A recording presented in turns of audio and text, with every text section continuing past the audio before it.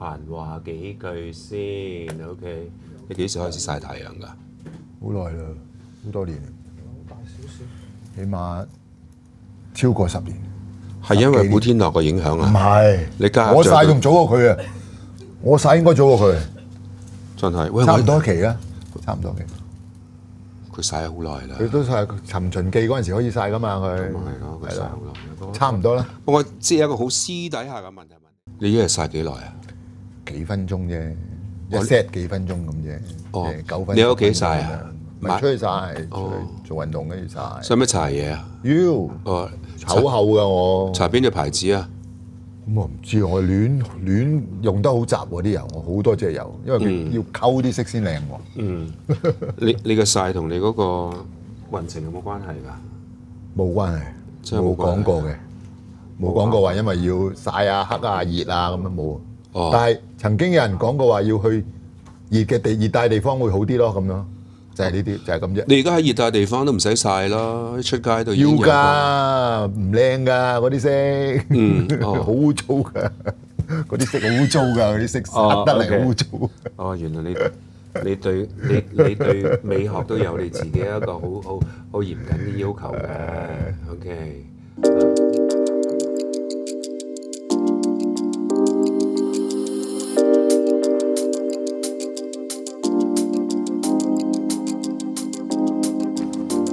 我張浩文你好，張浩文你好菲力呢個名係咩意思啊？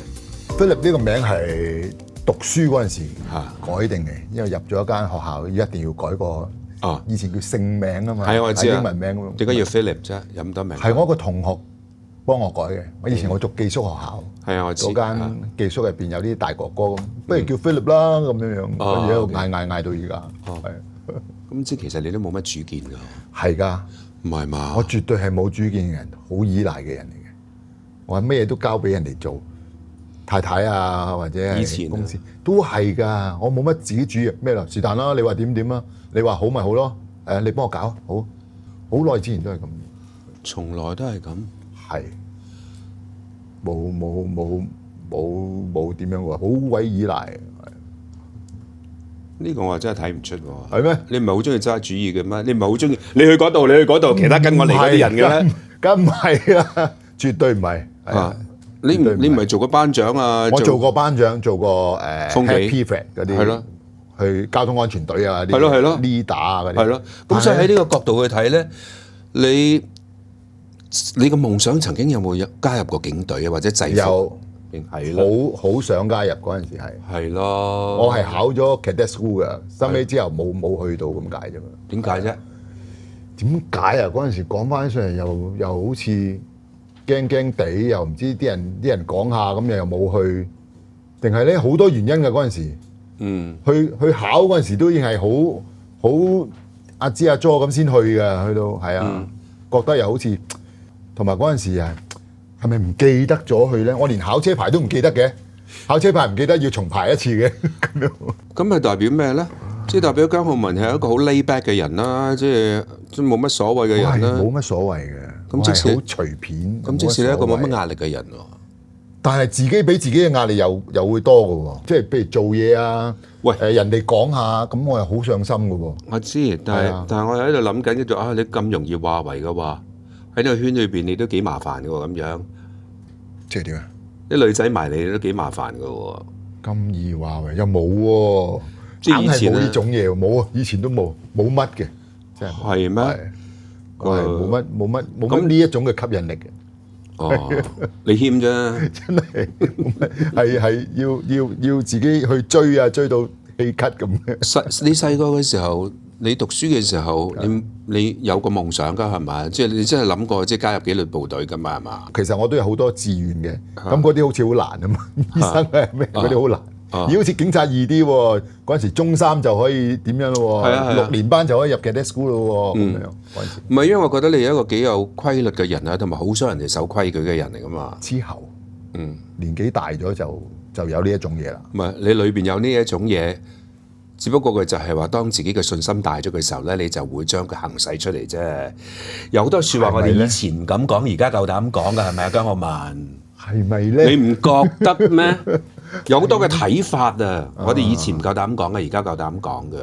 都係。同埋因為喺你嘅屙過咗咯，即係咩嘢都睇唔過眼咗咯，所以而家咁，以前就唔覺咯。嗱，唔好話睇唔過眼，敢於表達自己。以前好多嘢都是但啦咁樣，而家就好似我老婆成日都話：，誒呢啲就係你老咗啦，就係咁啦。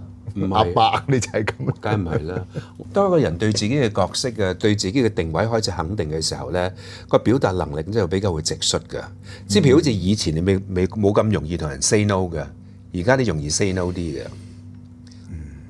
都好似係喎，梗係啦。好似係。你真係以為你一路走來嗰啲日子係白過㗎？你經歷咗好多累積到今日嘅姜浩文㗎，大佬。我就好多嘢就已經係唔記得咗啦。點解是啦？條路行過咗就過咗啦。去到邊就先算啦。去到邊有咩發現咧？即係好似好 follow the flow。但係到最後去到嗰陣時，自己又好似有啲抉擇咁嘅，又有啲揀擇咁噶啦。係啊，明白。哦，好多人都係咁。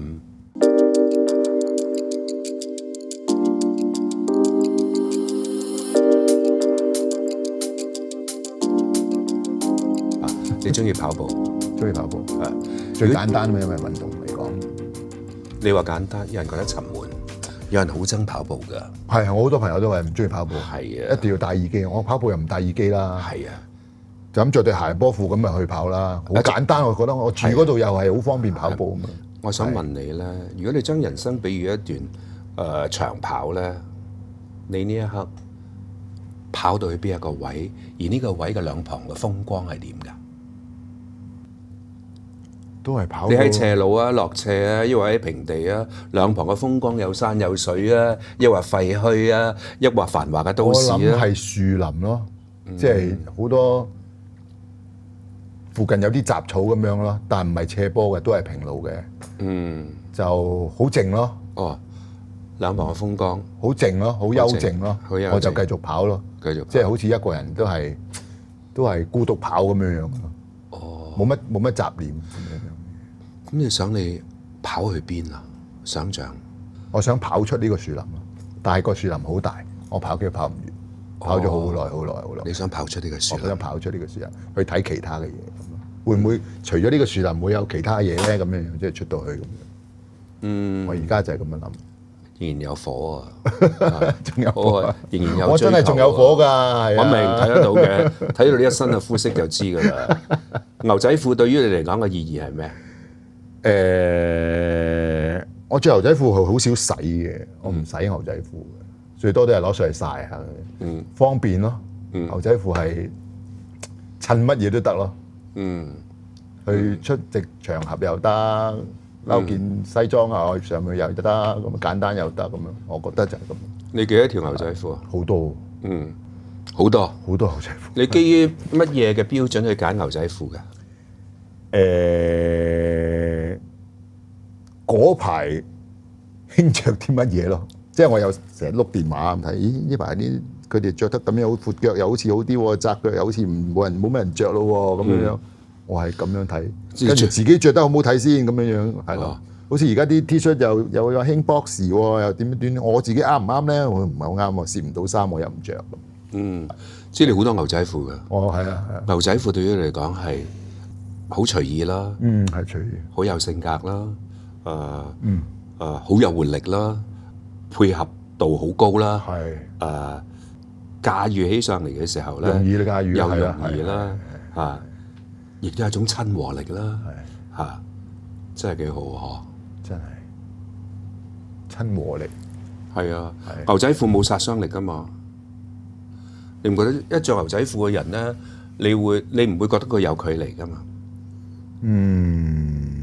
係嘅。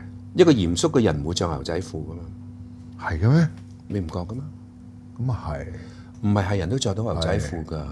牛仔褲係死㗎，着上某啲人嘅身上咧就有生命嘅，就好似你一樣。都係。你唔覺得有啲人着牛仔褲總係格格不入嘅咩？咁樣。係因為佢成個氣場同埋佢個表情啊嘛。但好多種牛仔褲着落去又實色啲、淺色啲，咁又。但係你洗水嗰種感覺比較強嘅。係，我係中意洗水嘅感覺多啲嘅。係啊，但係間唔時，譬如襯正裝咁樣樣，我又中意啲實色啲嘅咁樣樣。我試過買牛仔褲翻嚟又洗舊佢嚟着啊，咁又嚇，係係。你嘅生活其實好似好簡單嗬，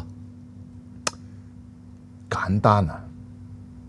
好似啊可你以係咯，我用咗好似嗰兩個好似字啊，好簡單啦，即係其實即係喺屋企咁同屋企人就話我麻煩㗎。係啊，我知啊，嚇，好似好簡單，我自己覺得好簡單，係啊，其實好多細節你係好有要冇求㗎所謂咯，咁咪得咯，食餐飯啫嘛，使乜咁啊咁。係啊係啊，好多細節上你好有要求㗎嗬。都係電影對於你嚟講係講合作㗎，係多唔多妥協啊？絕對係我妥協㗎啦，幾時唔係我妥協喺電影裏邊？係啊，電影裏邊我冇得話㗎。係啊，所以走出電影嘅世界就我做主係咪？走出去呢個世界，嗱，電影裏邊你唔會阿支阿 jo 噶嘛，係咪？係咪好合作噶嘛？係咪如果要你咧，如果要你阿支阿 jo 嘅話咧，你都真係頂佢唔順得好緊要啦，係咪？真係係都話你個配合度好高啊，都係㗎，係啊，我覺得係㗎，係啊，唔會係咯，咩人都可以合作得到嘅，係啊，都係喎，同你合作都好舒服啊，一啲人咯，係咩？一啲都有唔舒服。合作嘅唔舒服係行咗出去個境之後啫，咁啊當然啦，係你都冇乜敵人㗎咯喺呢個圈裏邊。有㗎，我覺得。但佢唔知道佢係你敵人啦。我唔知佢係原來係我唔知我原來係佢敵人啊。哦，咁呢個就呢個另作別論。我意思嘅就係話咧，有時咧因為你嗰個配合度好高啊，嚇咁，但係每個人都有幾面㗎嘛。但係我好易聞到味㗎，我傾多兩句我已經知，哇呢個人唔得嘅，呢個人上嚟，唉算啦，唔好傾咁多。係啊。其實你嘅人生故事其實都可以幾 typical 嘅香港嘅一個年青人一路走來嘅故事，幾多內容喺裏邊嘅。係嘅，你而家講起又諗翻起嘅，係好多內容喺裏邊嘅。之前而呢啲內容咧，有幾多咧係你自己一直收埋喺心裏邊咧，係冇同人分享嘅。喺過去嘅電影裏邊，有邊一個角色最似你嘅？死啦真係，唔緊要啊，真係幾難諗。咁邊個角色你覺得你最難駕馭嘅、吃力嘅？呢個你自己嘅感覺，唔係觀眾俾你嘅評價嚇。翠絲咯，點解？係難駕馭啲嘅，係點解？可能我自己前期嗰度處理得唔係咁好啦，即係鋪排嗰陣時，自己對呢個角色可能又好似，雖然係睇咗好多嘢，結識咗好多嗰方面嘅朋友嗰陣時，但係好似諗唔到係佢哋心目中嘅嘢，即係做得我覺得做得唔似啊。我覺得係咯，係。你好快隨即個產品推出咗市場嘅時候，有呢種體會啊！因為你知個市場嗰個產品未推出市場嘅時候，你已經覺得自己我已經覺得係已經難搞㗎啦，已經係棘喎，有啲棘喎咁樣。咁咪好有挫敗感？係，絕對係。翠絲係啊，我嚟講係係啊，你自己覺得㗎嘛？雖然即係無論喺台灣方面咧，都對於你呢一個演出咧有一啲嘅肯定啊，亦都因為呢一個電影咧俾你有一啲嘅提名咧。咁但係你自己嘅感覺係最重要。係嘅，係我自己係估得啱嘅。即係我拍完之後，我同翻有啲演員朋友去討論呢件事，咁對方都之後睇戲都睇到呢一方面嘅嘢。係咯，你點解會咁做㗎？咁樣會咁講，即係有啲前輩啊或者啲姐姐啊咁，係咯，你點解會咁做咧？咁咯，所以我已經一聽到呢句説話，哎呀，中咗真係咁咯。咁有冇嬲自己啊？冇話太嬲嘅，即係有啲嗰輪係好緊張嘅，知唔知啊？好緊張，好我周圍打俾我公司好多同事，喂，係咪真係做得唔好啊？係咪真係死得啦？係咪真係死㗎？哎呀，點解冇人同我講㗎？哎呀，咁咯。個壓力幾咁佢大家睇部戲，個個都話係 OK 喎，點喎？有咩問題啊？點咁樣，係咯，係我自己嘅嘢咯。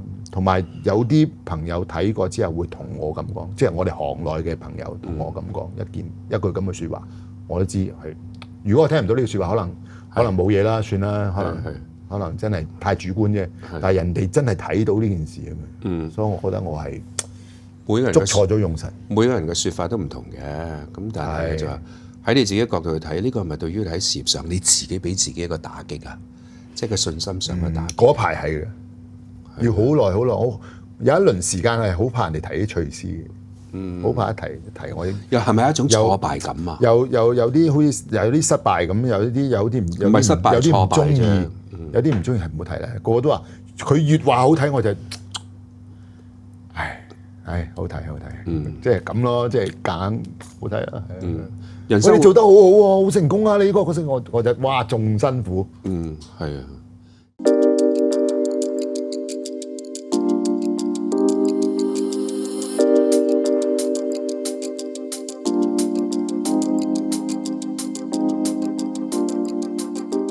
多咗，係諗多咗就有陣時每拍完一場戲，同個導演講得唔得㗎？即係好冇信心，導演得㗎啦，我緊張過你啊！導演同我講係咁樣咯。呢個諗多咗同我哋嘅出身有冇問題？出身即係我哋嘅成長有冇問題咧？我係慢慢會有呢一種嘢。因為我哋細個嘅時候，可能喺我覺得家庭咧得到別人嘅肯定啊、讚賞嘅機會比較少啊。因為唔會喎，你又做 Happy Friend， 你又做交通安全隊。我記得我細個讀書小學、中學，冇乜人真係讚賞過我㗎。係啊，真係冇嘅。屋企啊都係冇。我就算係電視台嗰陣時，都冇咁多呢啲嘢。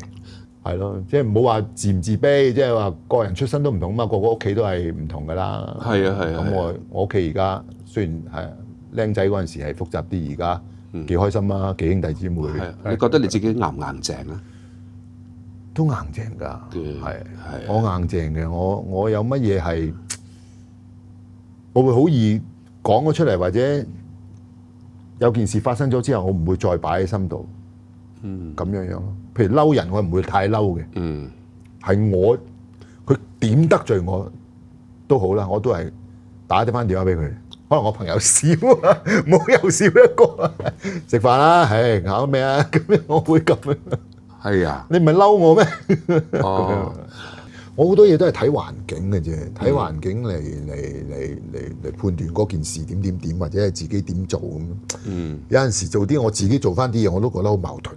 點解你又會咁做咧？人嚟㗎嘛，你之前又咁樣嘅，咁樣我係喎，之前又咁樣。人嚟㗎嘛，不過我喺度諗緊咧。你當年參加 Mr. 即係電視先生咧，係咪86年嘅事嚟㗎？如果俾你再一次，你會唔會再去參加？會，我都會參加。點解？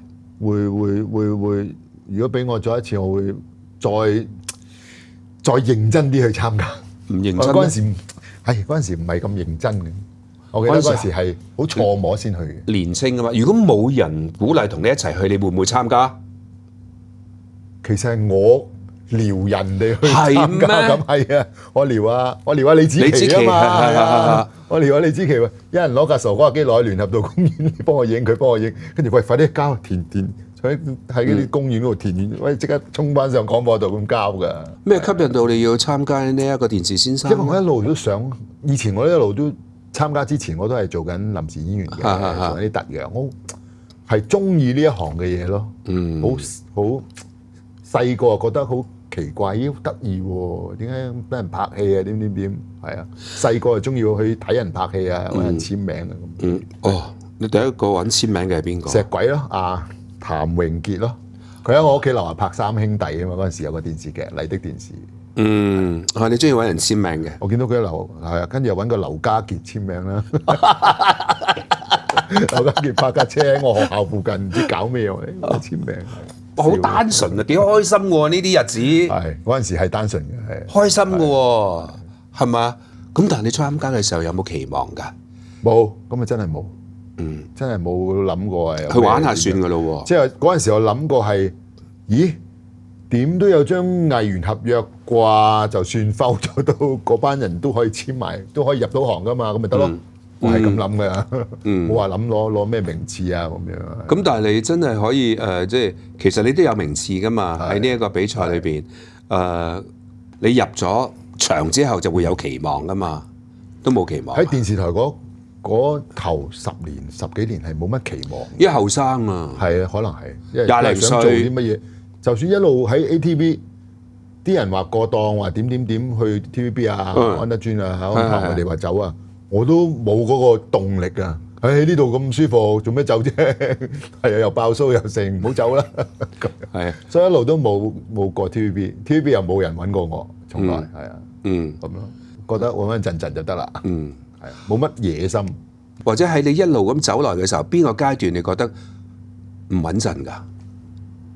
咁唔穩陣都有一段時間嘅，有一段時間 ATV 離開咗 ATV 出嚟嗰陣，有啲唔穩陣嘅，即係有啲彷徨嘅，都有段時間冇乜嘢做，冇嘢做，租都冇錢交嘅，係有一段咁嘅時間嘅，係啊，同個朋友仔去不如買六合彩啊，係啊，傻到咁樣，唔係傻，呢個係最後嘅希望嚟㗎嘛，係咪？嗰陣時候諗，如果你中咗六合彩，你會點㗎？交租先咯，搞掂晒啲嘢先啦，搞掂唔使煩。呢一段日子過咗幾耐啊？又交租啦，又有稅務局啲稅啦，哇！呢啲嘢咁樣嘛，好複雜。嗰陣時你自己一個人面對，有冇女朋友幫你啊？冇啊，都幾煩。藝員科幫我，以前有個藝員科有個好好嘅阿 K 叔，我話阿 K 叔，不如咁樣，我去銀行借錢啦，你做我擔保人。佢真係放飯同我落去九龍城揾間銀行幫我做擔保人，唔係借錢。因為你個人單純啊嘛，你個人好。即係我成日覺得冇，我成日都人越大越明白到咧，冇人無緣無故對我哋好嘅。係咪？即係譬如好似你咁講啊，你要覺得嗰個人幫你咧，其實因為佢睇到某啲嘢，所以佢先至會樂意去做呢樣嘢。咁所以我有時掌聲都應該俾翻自己嘅。同埋我哋嗰陣時細個咧，佢又好照顧我哋啲細路仔咧，即係佢嚟講咁樣樣，佢係好照顧我哋一班藝員咁樣樣，有咩頭暈身㷫就揾佢。你有冇危機感㗎？有，我成日都覺得工作接工作之間，如果一冇咩做嗰排咧，太耐咧，我都會有啲危機嘅。我自己危險啦，真係啲生活費點咧？點咁樣嗰樣嗰陣時會有呢一種嘢，係啊。甚至乎而家嘅市道差啲，我都驚㗎。即係 touch wood，我暫時都好好。係啊，啲工作都排得好好。我都見到你啲工作都幾密㗎，嚇！你啲作品都幾多推出嘅市場㗎。托賴真係。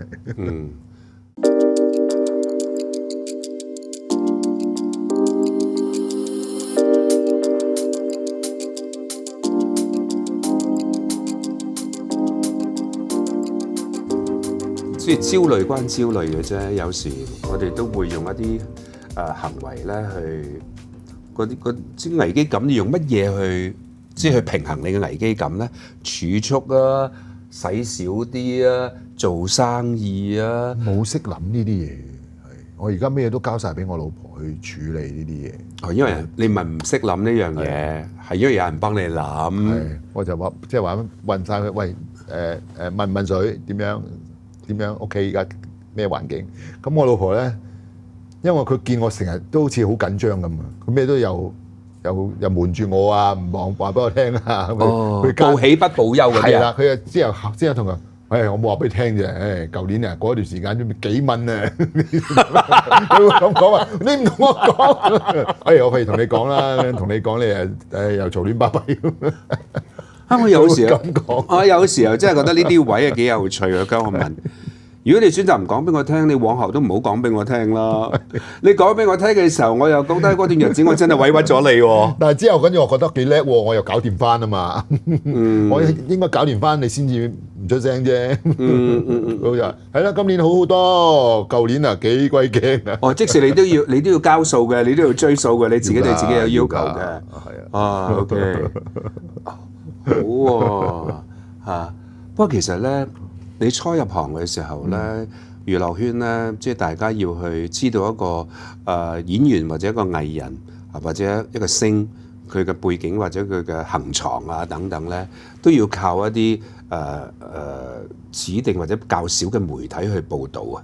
但係近年間咧，就真係你知嗰個社交媒體嘅蓬勃啦嚇，即係其實你哋都冇乜私隱㗎啦，真真假假咧，即係好似我要撳啊呢個姜浩文嘅背景嘅話咧，就好多關於你嘅就真真假假都會出㗎啦，係啊，有啲人知道少少就當係嘅。係啊，有冇一啲咧，你會覺得咧真真假假，即係可以得啖笑嘅，但係真係傳到好似真嘅一樣嘅，有冇一啲？你覺得冇傳到真嘅一樣咁樣，即係真真假假假啦，有人即係好假，一望落去，哇，都你唔會睇嘅咁樣。特別好似一撳落去呢個姜浩文嘅時候咧，話你曾經打女朋友咧，你呢個感覺其實會唔會覺得自己你點樣去面對呢一啲咧？其實嗰件唔係真係打女朋友，係即係報導啊嘛，係一件事出咗嚟，係太太又去咗。同佢啲朋友傾咁，跟住就報咗呢件事出嚟。係啊係啊，若對你有冇打擊咧？嗰陣時都麻煩㗎。係啊，對你自己有冇打擊咧？打擊就冇咩太打擊嘅，即係大家都朋友之間，朋友都清楚。係咯係咯係咯，你係要向外邊解釋翻呢件事啫咁樣。係咯，但係，因為你都有危機感，哎呀，會唔會影響到我嘅事業咧？等等。哦，咁啊有，咁啊會嘅，會嘅，係。我呢件事我都同太太講過好多次件事，太太又成日都話俾人，嘿呢啲嘢，太太會有陣時安慰翻我。點解你要同佢再講好多次咧？我成日一睇到呢樣嘢我就唔開心噶啦嘛，我會，即係有陣時我同我老婆食飯咁講起，唉，有呢件事。我會同翻佢講，喂，對唔住咯喎，我會咁同翻人講啊。咁啊，嘿，呢啲嘢睇嚟做咩咁樣？人真係好奇怪呵。係，好啊。我而家我太太就話：你唔好搞嗰陣啦，你早有咩問題，你早啲同我講啊。我會配合你噶啦。幾好啊！唔怪你咩都交晒俾佢啦嗬。佢話我配合你，即係佢會走啊。係，你唔使佢都幾有幽默感啊！你唔好有咩壓力㗎，你早啲話俾我聽就得啦。係啊，咁我會搞掂啲嘢㗎啦。但係你早啲話俾我聽。攞嚟開下玩笑都幾好嘅，幾開心嘅，都幾冇壓力嗬。而家啲關係有冇壓力啊？壓力，不過壓力多數都係做嘢嘅。係啊，壓力多數都係做嘢。但係你即係選擇喺檳城去生活嘅時候咧，係咪因為喺嗰個地方冇乜壓力咧？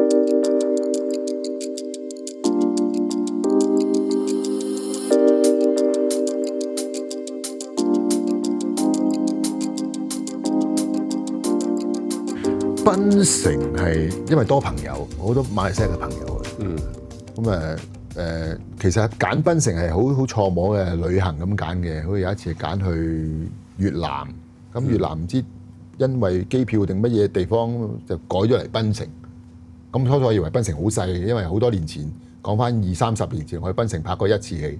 原來檳城而家咁大㗎。係啊。咁啊去中意咗個地方啦，一落咗腳就係咯。覺得真係一見鍾情啊！睇你揀咩區域咯。我哋住嗰個區咧，佢哋本地人係唔中意嘅，佢哋好怕塞車嘅。我哋要落翻市區一段路啊嘛，所以佢哋唔中意上上落落咁樣，係咯。原來你對檳城係呢一個20年前已經一見鍾情。係都出入都7-8年啦，我哋嗰層樓都買咗。但係到而家為止嘅啫，嗰個熱情依然喺度。對於呢個地方，咁馬來西亞好特別嘅。馬來西亞就我以前電視台嗰陣時講翻喺90年代嗰陣時，都每年過馬來西亞拍一個電視劇嘅，都有人揾我哋香港演員過去拍嘅。咁嗰陣時間就識咗好多馬來西亞朋友咯，係咯。咁中意咗嗰個地方。你都好容易識朋友嘅啫，你個人咁隨和，好嘅。後生嗰陣時係。如果擺起架子上嚟嘅姜浩文係點嘅咧？都冇乜機會見到你。擺架子啊！耍大牌啊！捉姜浩文嘅。我真係奇怪，唔會咯。呢樣嘢我就真係有陣時人哋誤會我就會。係啊，誤會我話，喂，你做乜嘢又要點樣，又要車又要咁樣，酒店又話要咁樣。喂，呢樣嘢我係好揀擇嘅。我開工嘅環境我要好好，同埋車係因為嗰陣時疫情開始，我覺得喂，我需要一架自己坐嘅車，唔好咁污糟或者係點樣就得啦。其他嘢或者點，有陣時劇組或者俾唔到我哋自己去夾啲錢都得嘅。所以有陣時你用到呢啲嘢嘅時候，人哋又覺得你有啲麻煩啦。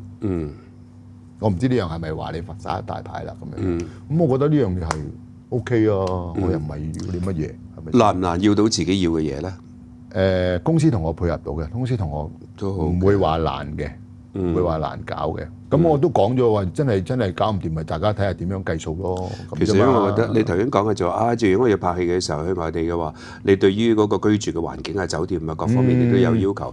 其實拍戲真係好辛苦。拍戲係咪好辛苦啊？拍戲係個精神上，我覺得，因為我唔可以太壓迫或者太局促自己咁樣嘅。係我而家好啲啦。我早輪我去啲 event 或者點，我要食藥先去。係啊，我會太多人啊，或者太稠密啊，太多嘢講俾我聽咧，咁我就會辛苦啲咯。咁有個醫生朋友話，不如你食呢個啦，呢個食完會開心啲嘅，或者放鬆啲嗰啲血清素咁樣。我知嗰啲咁嘅嘢咯。即係喺嗰啲地方會令你好緊張，會令你好煩躁啊嘛。係啊。上台咧，演出咧，上台講嘢會唔會令你好煩躁、好緊張啊？如果叫你上台講嘢都俾個 speed 唔會啊嘛。係啊，即係俾我最緊要俾我了解咗件事，唔好忽然間突然間叫你上台講嘢嚇講咩啊？唔知講咩，喂唔講啦，喂咁樣我會咁咯。係啊，你上到係咧，最要係啦，我應該係話一定要預先話翻俾我聽，我要做啲乜嘢，唔好忽然間就抌俾我就覺得好大壓力。咁咯。我話拍戲好辛苦咧，即係其實你對於個環境嘅要求亦都有一定嘅標準啦。但係你拍戲嘅時候，你就冇得要求咁咯。安排你去到嗰個場景，你就要去到嗰個場景啊嘛。你覺得邊個？咁我知道啊嘛，我大概會知道。你覺得你拍過嘅戲最惡劣嘅處境係邊一個電影啊？最惡劣啊！咁又唔會話惡劣到我記得嘅，唔會太惡劣咁樣，即係你近排上映嗰個電影啊，古鋼。我都睇到有啲嗰啲處境叫咩惡劣咯，頂得住咯。即係你配合嗰場戲角色咁樣，你係要去啲地方噶嘛？你唔去拍唔到噶嘛？係啊，咁又要真係要嗰啲道具係咁樣擺，係要佢真係整個生嘅羊頭喺度，即係新鮮嘅咁樣，真係佢哋又要咁樣。你冇一啲嘅心理關口要過嘅，係咪真係你一接到呢個角色你要演嘅時候咧，已經入咗去㗎啦？我已經唔係姜浩文啦，係嘛？唔會咁快。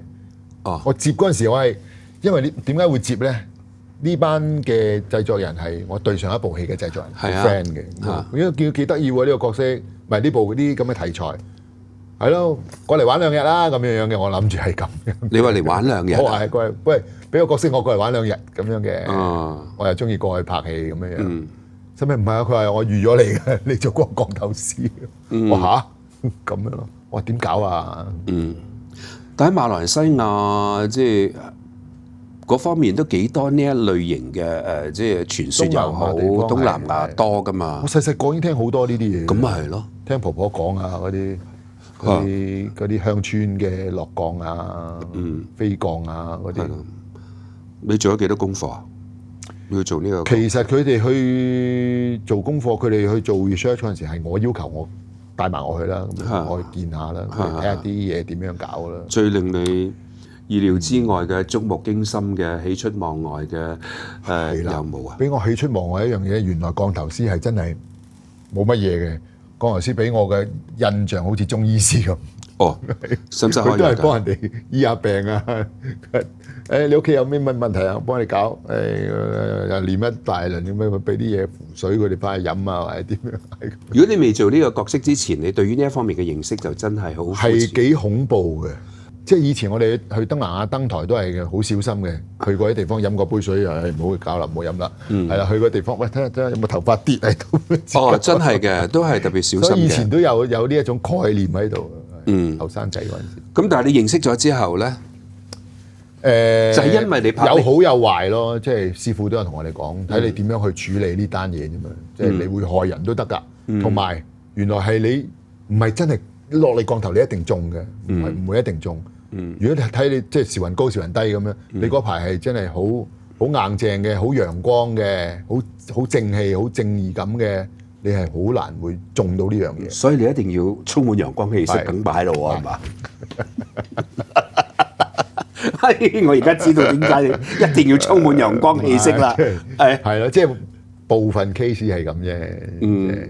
所以我冇話驚咯，即係師傅喺度作法，我哋喺隔離都係繼續喺度等埋位咁樣。即係師傅有陣時拍緊嗰場戲，你停一停先，唔好拍住。可能嗰度有啲問題，我哋要搞先。師傅要去搞先，嗰個場地。哦，咁樣。哦，嗰度有啲問題要搞。嗰度係啦，師傅要搞嗰個。哦，我清潔一下嗰度先。哦，即係咁你乜都睇疏散。我知你乜都睇唔到啊嘛。我哋乜都睇唔到嘅，我哋咩都唔知。你又唔會 feel 到咧？冇。有一陣冇嘅。哦，知你陽氣好足。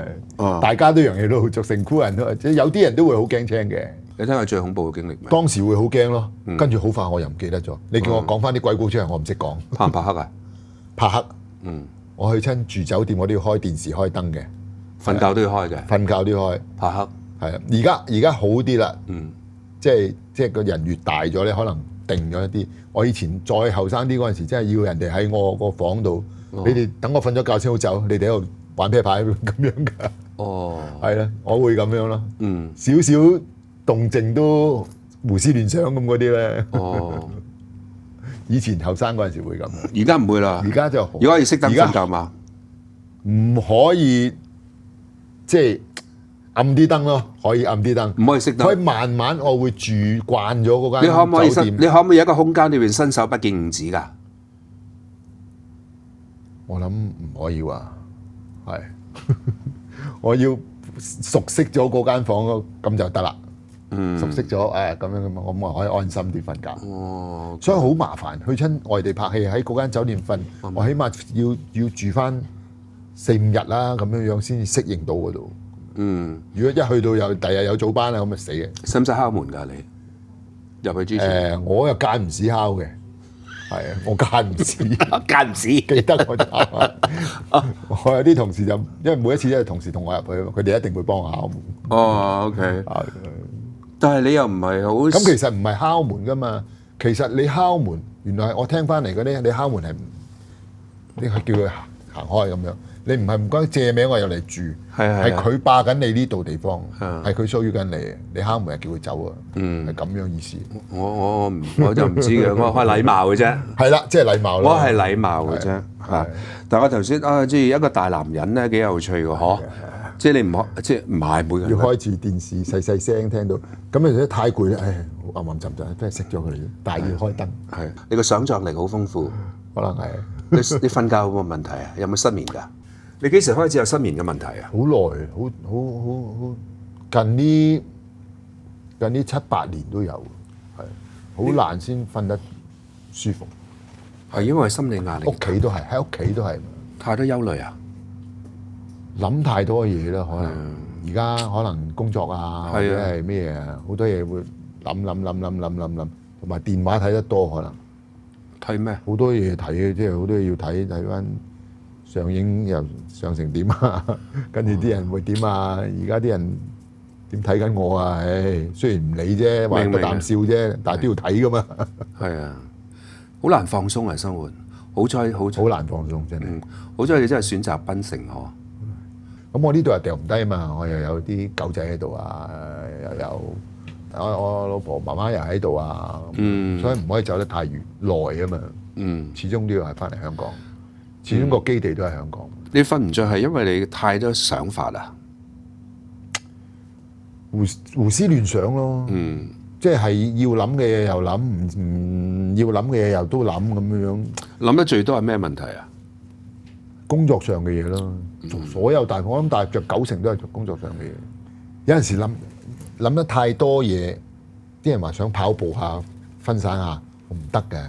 嗰排煩到我連跑步都唔去跑。唔好啊！你要跑啊，繼續跑。我連跑步都好似冇動力啊，係冇動力咯，同埋好似等緊電話或者等緊啲咩消息啊，我就唔想去住咁樣咁咯。有時我哋睇得越着緊嘅嘢咧，係越我係乜嘢都好着緊，好多壓力係咩啱講咩唔啱講，我講嘢人係啱唔啱聽，可能有啲咩揞親人，或者有啲人唔中意聽，哇！佢而家係咪鬧緊我咧？即係尤其是我最大壓力就係，好似我琴晚做嘅啲 live 節目咁樣，不停有係留言啊嘛，有留言打嚟，哇死人！有冇人打嚟鬧我哋部戲啊？有冇人打嚟鬧我啊？係咪因為唔中意啊？咁樣你會諗呢啲嘢噶嘛？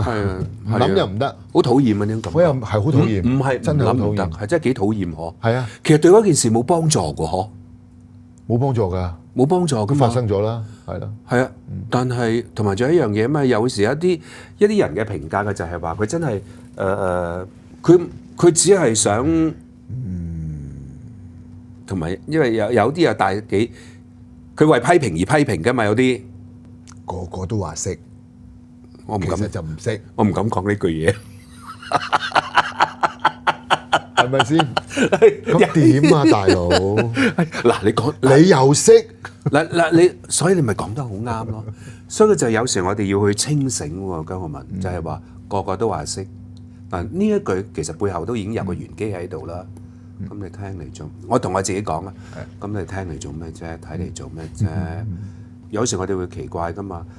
100個裏邊有90個都話你演得好，但係咧有5個咧就話你演得唔好，等等等等嘅時候，你會將咧好多個焦點等咗喺嗰5個身上噶嘛？話你演得唔好，係好慘㗎，好磨人㗎。但係最慘嗰5個咧係 nobody 嚟㗎喎，係嘛？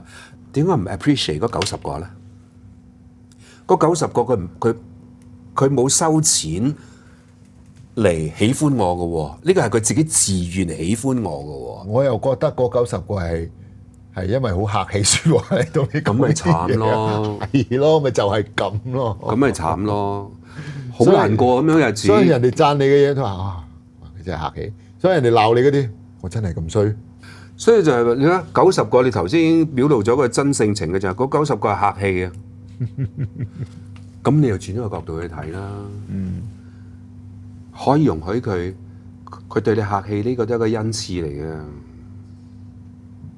客氣係佢選擇嘅，係喎，佢選擇對你客氣。點解同你客氣啊？點解要同你客氣啊？係因為你值得啊！所以我就係話，你唔好話人假先。有時喺人際嘅關係裏邊咧，我唔會話，你睇佢幾鬼假啊！喂，佢選擇對你假，都係代表嗱，是否真假，只有佢先知。呢個係我嗰個演繹啫。但係佢選擇對我覺得佢對我假嘅就係，因為佢覺得你值得佢對你假啊嘛。你知道有啲人咧假佢都費事噶嘛，秒你噶嘛。咁我而家就學時，我就算覺得佢對我假嘅話，我都好感激噶。佢讚得你真係好誇張噶嘛，讚得哇真係哇歡喜。我而家近年間學會一樣嘢，歡喜接受。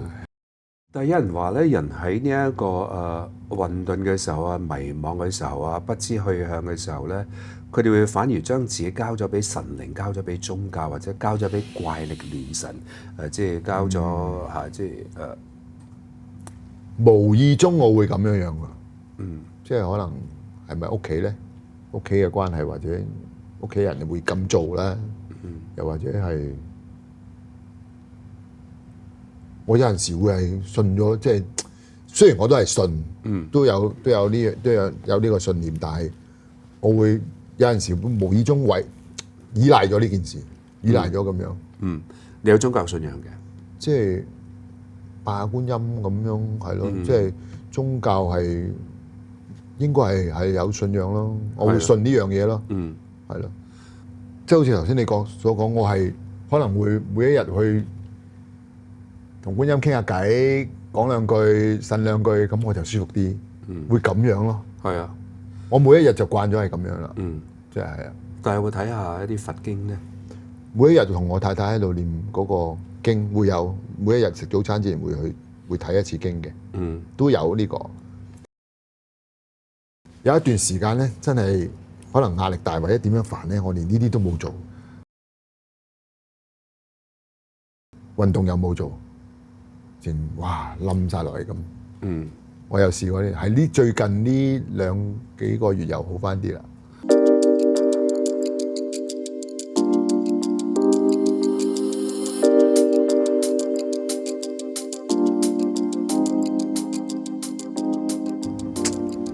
好多嘢係好多工作方面嘅嘢又唔同咗啦。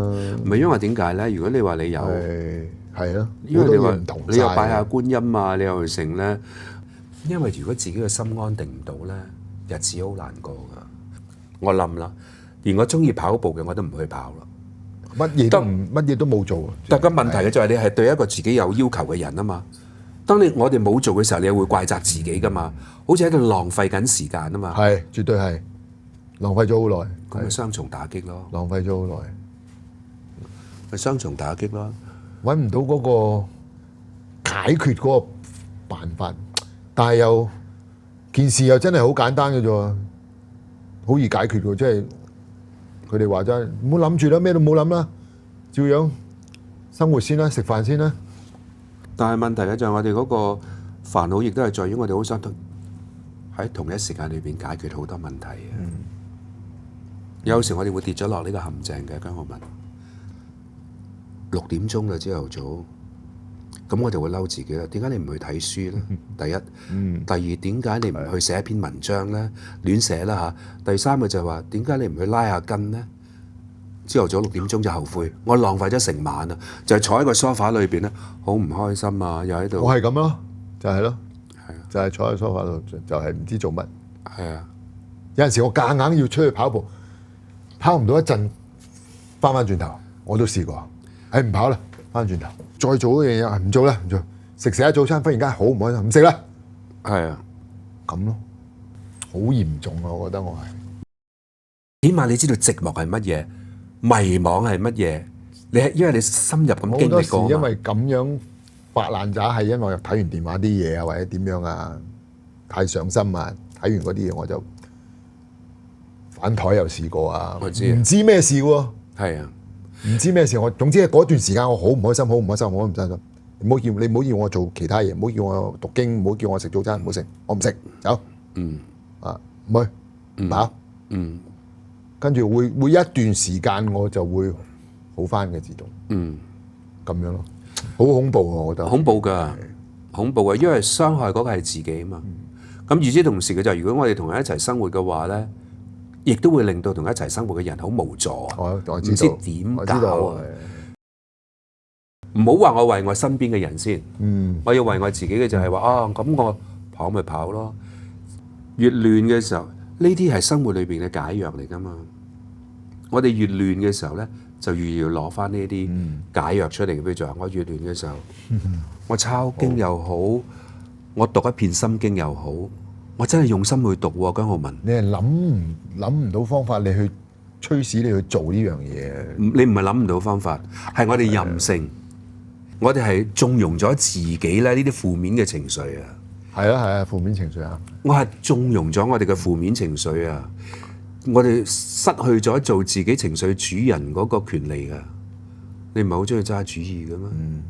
你有時，所以我就係話，你喺呢啲位裏邊咧，唔該你學下寫嘢，寫自己唔開心嘅，寫自己嘅迷惘。我意思嘅就喺個過程裏面就原來我咁亂七八糟㗎。當我睇到亂七八糟嘅時候，咁我咪學習慢慢執放咯。喂，每日都係學習嚟㗎，每日都係考驗嚟㗎。仲有一樣嘢，你今日經歷到，你過到呢一關，唔係代表你下個禮拜都過到呢一關㗎。你又要另外一招啊！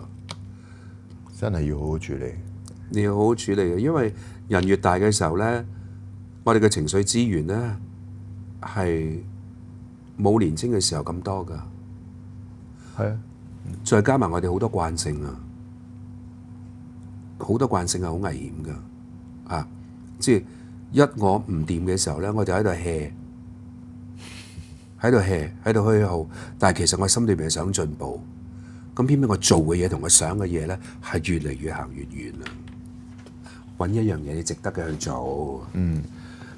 譬如好似今日要3點半鐘翻到嚟，對於我嚟講係，因為你值得我先至會咁早嘅，係㗎。即當然係我自己覺得有一樣嘢啫，所以我就係好好享受你努力得翻嚟嘅嘢。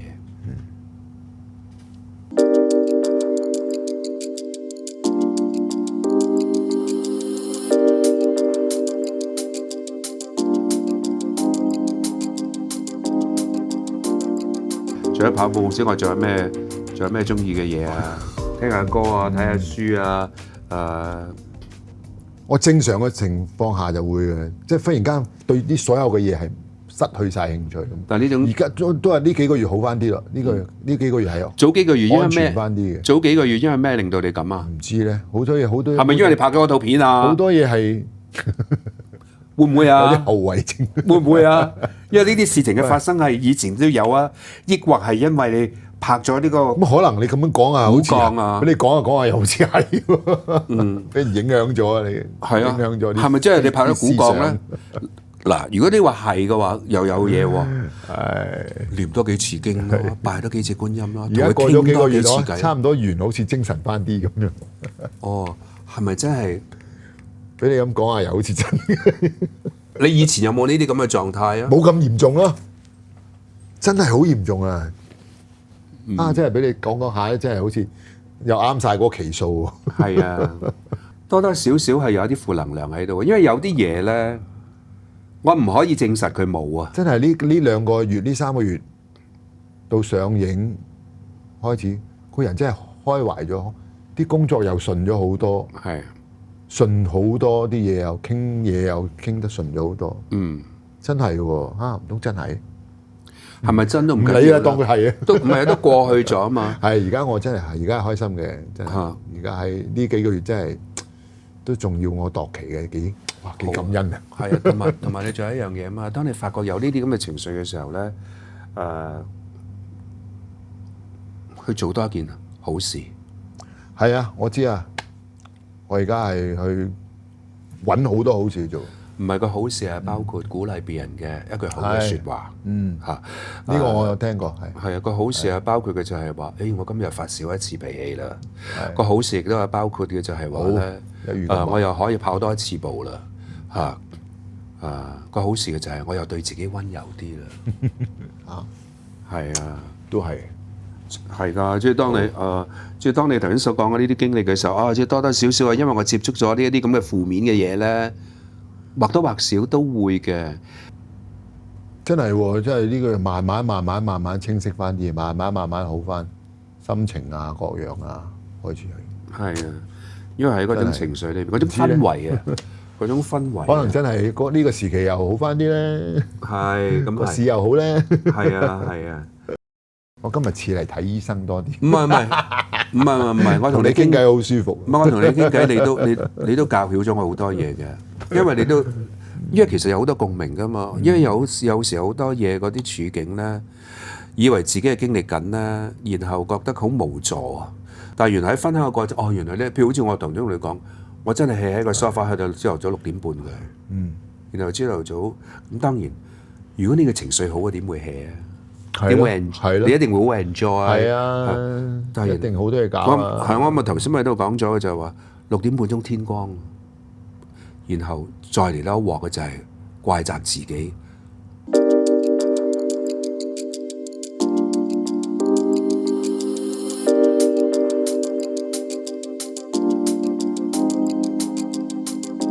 但係你覺得喺呢個行業裏面最難適應係乜嘢咧？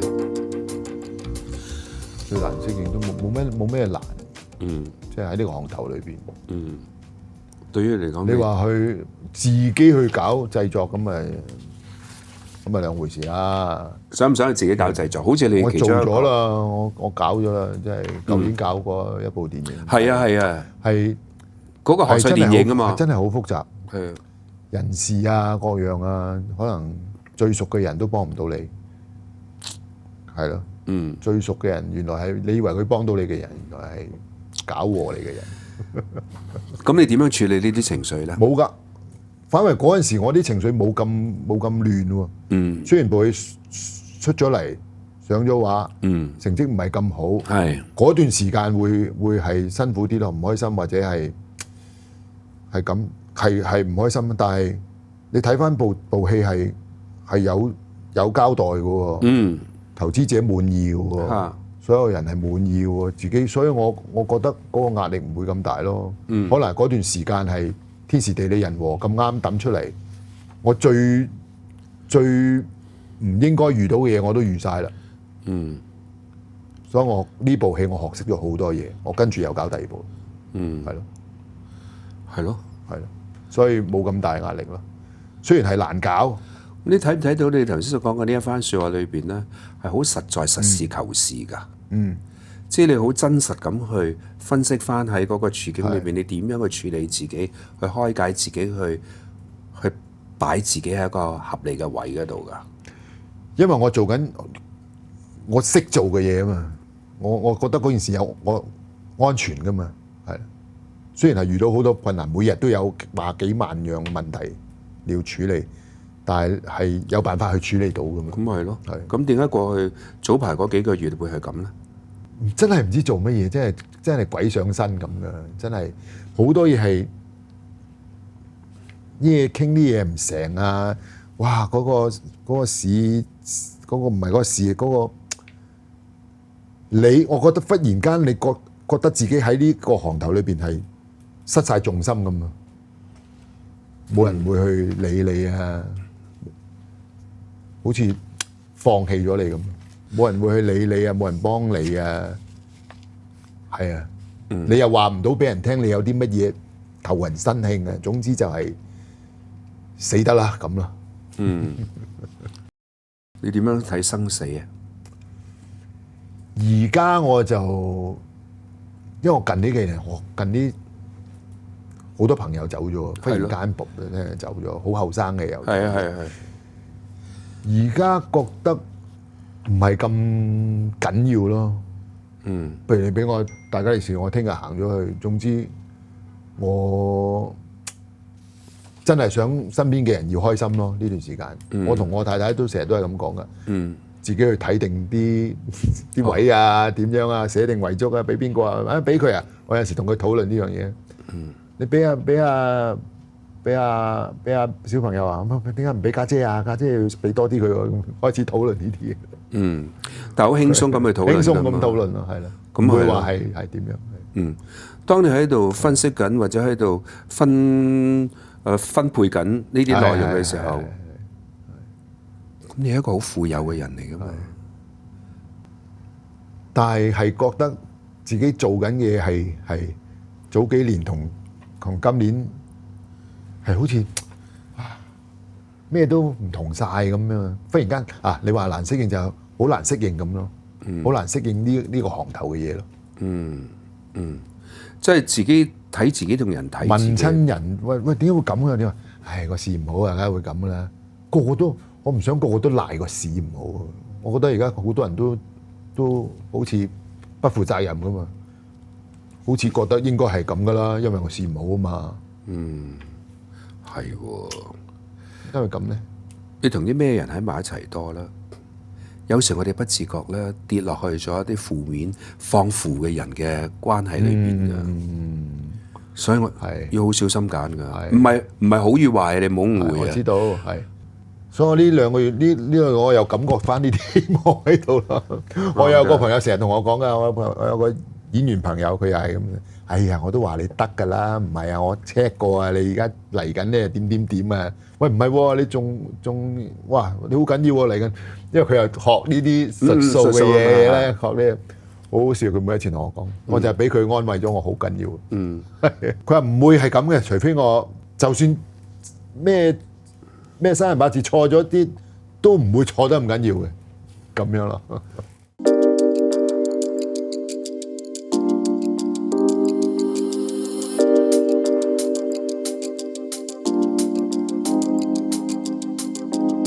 姜皓文嘅初心係乜嘢？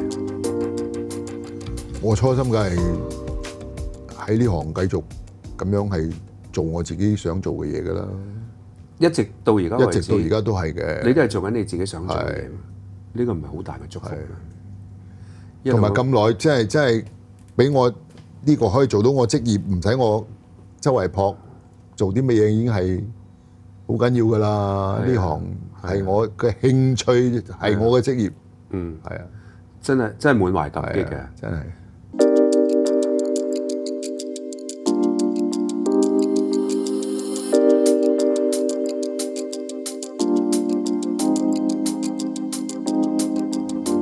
冇諗過退休嘅，冇，係啊，冇諗過。希望繼續發揮自己，係放慢咗，可以放慢啲去做，係啦。但係你話退啊，真係冇點退嘅，因為你都係一個創作型嘅人嚟噶嘛。放慢啲。如果冇嘢做，你就好大鑊噶嚇。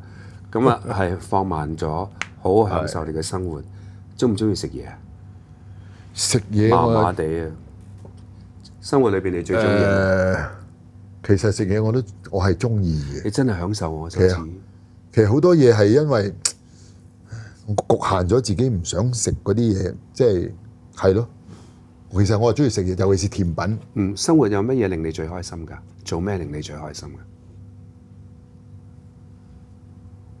咁啊冇乜嘢喎，冇乜嘢，忽然間樣嘢要我好開心喎，咁就冇喎，即係咯。我係中意一早起身，如果冇嘢做，我見到陽光普照，哇！即係你好怕陰天嘅喎。係㗎。係啊。我出去嗰日係哇陽光普照喎，又可以出去跑步點，哇！嗰日我係開心嘅。你會飲酒啊？好少。Good。係。冇飲酒啊？好少飲。即係有陣時睇下咩腳啦，有啲好朋友開心啊，咁我會飲。係。你話夾硬要無端端為劈酒而劈啊，咁我好少。好享受你嘅生活啦。雖然你話即係仲到而家為止，你都做啲咩你最開心咧？就係話喺呢個工作裏邊可以發揮到你做到一道精彩嘅戲，就係你最開心嘅。精彩啊！好耐冇咁精彩過。好啊！咁即使好耐冇咁精彩，好耐冇遇到精彩嘅嘢。咁即使你有追求咯。係好耐冇遇到精彩嘅嘢。同埋精彩嘅定義係咩啊？精彩就真係人哋好想睇到你做嘅嘢咯。人哋中啦，你就係做呢個啦。邊個？即係觀眾啊。係啊。我就揀啱嘢啦，咁樣。都幾被動嗬。我覺得演員就真係好被動㗎。我想做嘅嘢就係你想做咩啊？我想做嘅嘢唔會導演都製作人唔會話俾你做，通常都話唔啱你做嘅。例如譬如我想做啲以前做啲好貼地嘅嘢啊，或者好淡嘅嘢啊，哇！你唔啱你做，你係做嗰啲惡人啊，咩反派啊，乜嗰啲。係老闆一次最好最一次叫我做個女人啫，最準係嗰次。總有機會嘅，人生有所追求。我都知，係啊，唔離開呢個圈子就梗有機會㗎啦。係啊，所以你一定要身體健康啊！咁身體健康啊，包括呢度啊，係啊，得㗎。我會㗎，我會越嚟越健康。會㗎，越嚟越健康，越嚟越幸福。同埋你係一個好富有嘅人，你身邊有好多守護天使喺你側邊啊！唔好浪費啊！唔好浪費你嘅福氣啊！係。OK。我會學到好多嘢，同你傾完今次偈。我喺你身邊學到好多嘢。我希望下一次，因為今日時間嘅關係咧，下次有機會再同你傾偈。希望可以喺你身上學到更多嘢。多謝你。因為你嘅成功咧，亦都係代表我哋對人生嘅希望咧，依然係存在嗰個溫度喺度。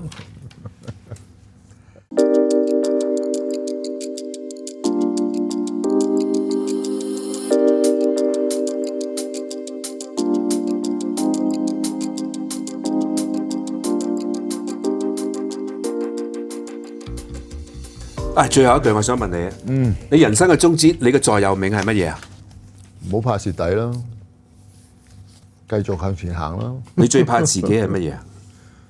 最怕自己成日都會失去方向。你最中意自己嘅係咩？最中意自己啲咩啊？唔怕等咯，捱得啦。所以更加要身體健康。多謝大家，拜拜。